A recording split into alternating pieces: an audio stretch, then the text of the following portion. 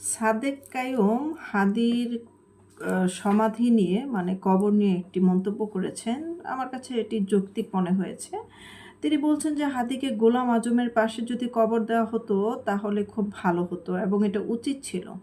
সাদেক কাইয়ুম এই প্রেস ব্রিফিংয়ের সময় এই বক্তব্যটি দিয়েছে। আসলেই কিন্তু উচিত ছিল। যে যার অনুসারী তাকে সেখানেই রাখা উচিত, যে যাকে জাতির আব্বা মনে করে। গোলাম আজমের নাতিপুতিরা কেন কাজী নজরুলের পাশে শায়িত হবেন?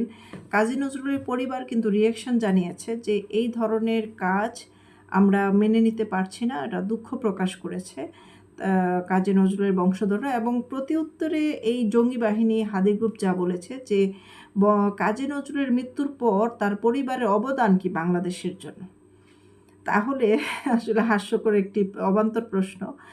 হাদি এমন কি করে ফেলেছে যে কাজী নজরুলের পাশে শায়িত হতে, অথচ সে ভারত বিরোধী।